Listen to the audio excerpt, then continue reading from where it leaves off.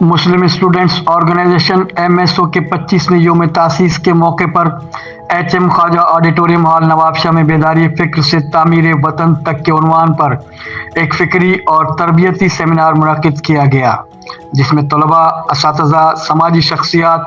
اور مختلف شعبۂ زندگی سے تعلق رکھنے والے افراد نے بڑی تعداد میں شرکت کی۔ سیمینار کا مقصد نوجوان طلباء میں فکری بیداری، اخلاقی تربیت، مثبت سوچ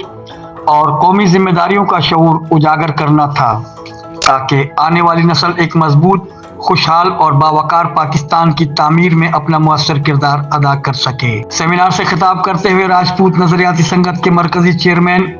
اور معروف سماجی رہنما رانا ندیم سلیم نے کہا کہ کسی بھی قوم کی ترقی اور مستقبل باشعور، باکردار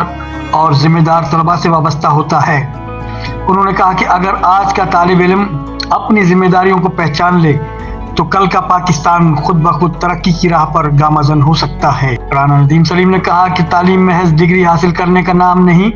بلکہ یہ ایک امانت ہے جسے قوم کی خدمت کے لیے استعمال کرنا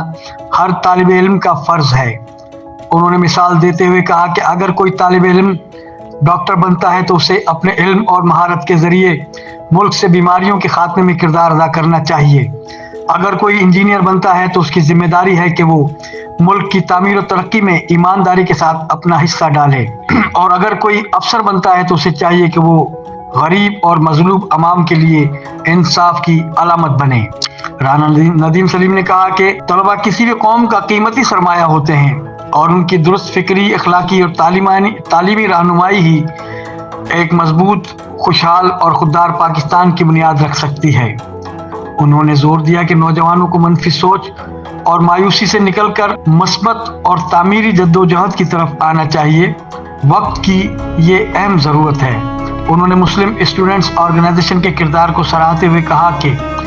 MSO نے ہمیشہ طلباء کو مثبت سوچ، شعوری بیداری اور عملی جدوجہد کا پیغام دیا ہے اور نوجوانوں کو ایک ذمہ دار شہری بننے کی ترغیب دی ہے۔ مقررین نے اس موقع پر اس عزم کا اظہار کیا کہ اگر نوجوان نسل متحد ہو کر تعلیم، شعور اور کردار کے راستے پر چلے